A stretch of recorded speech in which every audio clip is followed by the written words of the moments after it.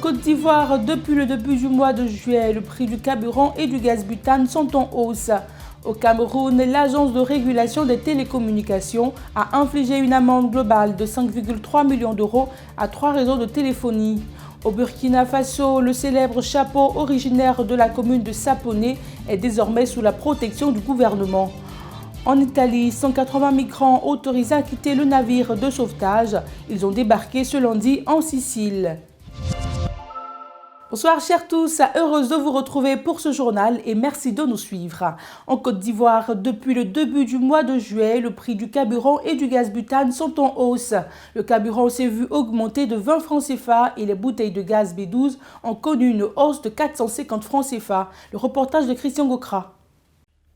Comme tous les mois en Côte d'Ivoire, en ces débuts de mois de juillet, les produits pétroliers ont connu une augmentation. Le prix du carburant a subi une augmentation de 20 francs CFA et est passé de 580 francs CFA à 600 francs CFA. Selon les consommateurs, si ces fluctuations mensuelles sont dans l'ordre normal des choses, cela ne contribue pas à lutter contre la cherté de la vie. Nous sommes dans un pays, en tout cas, où tout est difficile. On ne sait pas à qui s'adresser. On ne sait pas pourquoi le carburant monte. On ne sait pas pourquoi ça descend. Ça monte, ça descend. Donc nous sommes là, impuissants. Nous sommes là, nous consommons comme ça. Je ne savais pas que c'était monté même. C'est à toi maintenant de m'informer même par rapport à ça. Jamais qu'ils ont monté, là, ça ne nous arrange pas. Nous que nous on a une moto, ça nous arrange. Outre le carburant, le prix du gaz butane enregistre également une légère augmentation. Une hausse de 450 francs CFA pour la bouteille de B12 qui passe de 4 750 francs CFA à 5 200 francs CFA. Jean-Baptiste Kouassi, revendeur de quartier dans la commune de Yopougon, donne plus d'éclaircies. Le B6, dans les dépôts, c'est 2200. Et bon, comment ça s'appelle, dans les stations, les trucs là c'est à 2000. Et B12, actuellement c'est 5400. Dans les stations, c'est 5200. Moi, pratiquement, c'est ce que je vois. Cependant, face à l'augmentation récurrente du prix du gaz butane, ces détaillants subissent très souvent la colère des consommateurs. Beaucoup n'ont pas l'information. Parce que, aujourd'hui, rares regardent dans le journal télévisé, donc ils ne sont même pas informés. Des fois, c'est quand ils arrivent au dépôt qu'on les informe que le prix a changé. Et ça devient aussi un problème sur notre tête parce que là, ils trouvent que nous sommes des anarcheurs. Puisque c'est l'État qui fixe le prix. Quand l'État fixe le prix, nous, on a un syndicat, que l'État informe le syndicat et maintenant nos syndicats viennent nous informer avec des affiches. L'ajustement des prix des produits pétroliers en Côte d'Ivoire se fait chaque mois conformément aux dispositions du mécanisme automatique des prix des hydrocarbures sur le marché mondial. Au Cameroun, l'Agence de régulation des télécommunications ART a infligé une amende globale de 5,3 millions d'euros à Orange, MTN et Nextel. L'ART reproche aux 3 compagnies de commercialiser des cartes SIM préactivées, de mettre en service des numéros sans identification préalable, de vendre des cartes SIM dans les rues et enfin de permettre à des personnes physiques de détenir plus de 3 cartes SIM. Pour l'instant, les 3 compagnies de téléphonie mobile n'ont pas encore réagi à ces sanctions. L'Union pour la défense des consommateurs, l'UDECOM, dit regretter que la réglementation des prix ne soit pas appliquée en RDC. Elle interpelle alors le gouvernement sur l'importance de stopper les causes de cette inflation.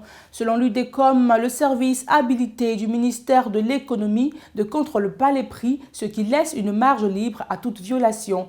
À cet effet, elle invite le gouvernement à mettre tout en œuvre pour enlever tout prétexte susceptible d'appliquer une hausse licite ou illicite des prix.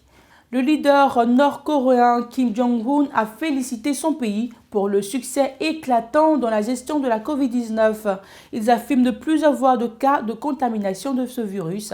Les précisions avec Henri Nyamke.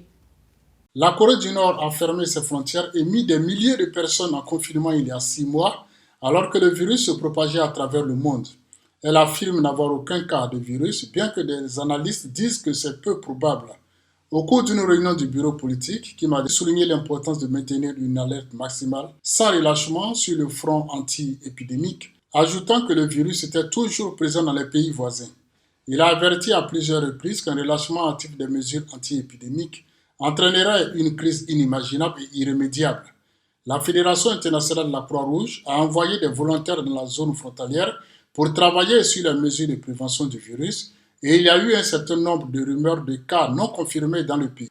Mais la plupart des comptes rendus de la vie dans la capitale ces dernières semaines montrent que la vie se déroule normalement. Sur le plan intérieur, c'est un message fort que les mesures strictes prises par Kim Jong-un pour tenir le virus à distance ont fonctionné. Parlons du programme Gabon Famille Verte qui vise à promouvoir la culture et montrer l'importance de la terre. Des milliers de Gabonais en cette période de confinement ont participé à la campagne de promotion encourageant la pratique du maraîchage et du jardinage.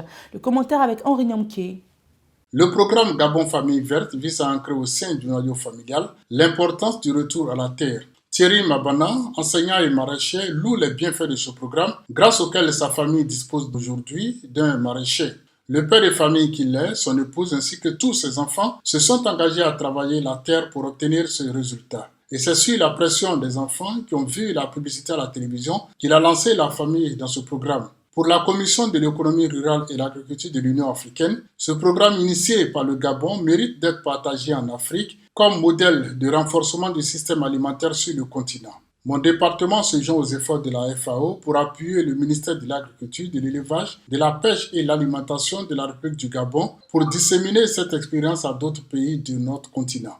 Toujours selon le ministre, l'initiative Gabon Famille Verte va permettre aux populations de s'intéresser aux activités agricoles et sortir de la dépendance des importations des produits agricoles dans notre continent. Le contexte agricole gabonais se caractérise ainsi par une forte dépendance vis-à-vis de l'extérieur en denrées alimentaires. Au Burkina Faso, le célèbre chapeau originaire de la commune de Saponé fait la fierté de la commune depuis des siècles. Le chapeau saponais est désormais sur la protection du gouvernement afin d'éviter une quelconque contrefaçon. Les précisions avec Denis Kouman. Au Burkina Faso, le gouvernement poursuit la protection des produits de l'artisanat. Après le Faso d'Afani, le pagne traditionnel, c'est au tour du célèbre chapeau de Saponé. Confectionné avec de la paille, cet objet de l'artisanat fabriqué dans la commune de Saponé, ville située à environ 30 km au sud de la capitale, fait la fierté de la commune depuis des siècles. Désormais, un logotype sera apposé sur tous les chapeaux produits à Saponé, ce qui limiterait la contrefaçon de ce chapeau en paille, de forme conique et décoré avec du cuir. Afin de permettre aux artisans de vivre pleinement de leur production, le gouvernement a décidé de réorganiser cette filière par la mise en place d'un cahier de charges de protection du chapeau contre la contrefaçon et la fraude. Aussi, le processus de labellisation de ces symboles de l'identité culturelle burkinabé vient de commencer. À Saponé, la commune où sont produits ces chapeaux de paille, les artisans saluent ce processus et espèrent en tirer grand profit. Avec le nouveau logotype, le chapeau de Saponé sera désormais identifiable et reconnaissable sur le marché national et international, ce qui, selon le ministre du Commerce, limiterait les risques de confusion. L'Italie a autorisé des migrants à débarquer ce lundi du navire gouvernemental en Sicile. Les 180 migrants devaient être transférés et seront mis en quarantaine pendant 14 jours. La décision intervient après une impasse qui a duré plus d'une semaine. Le récit de Nancy Toubon.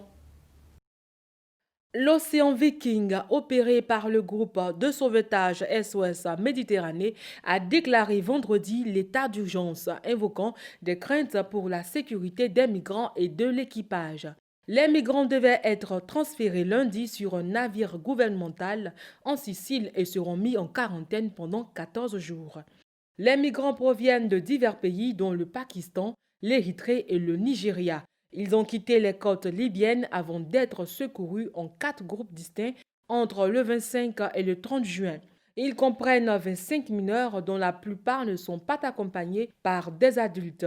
L'équipage de l'Océan Viking attendait l'autorisation pour les passagers de quitter le navire, soit en Italie ou à Malte. Un membre d'équipage a indiqué qu'il y avait eu une série de bagarres et de menaces de suicide. Une source du ministère italien de l'Intérieur a déclaré à l'AFP qu'une équipe médicale avait été envoyée sur le navire avant le débarquement. Nous sommes très heureux, nous avons parcouru un long chemin. La Libye était comme l'enfer et maintenant au moins nous pouvons voir la fin du voyage. Je dois dire à ma famille que je suis toujours en vie, a déclaré un passager de 27 ans, Ould Rabiud du Bangladesh. L'an dernier, plus de 1,010 million de migrants ont tenté de traverser la Méditerranée. Plus de 1200 sont morts au cours de cette tentative, selon l'Organisation internationale pour les migrations. C'est la fin de ce journal. Il vous a été proposé par l'ensemble de la rédaction. Merci de nous avoir suivis. Dans tout le programme à vous et respectons les mesures barrières pour éviter la propagation de la maladie à coronavirus.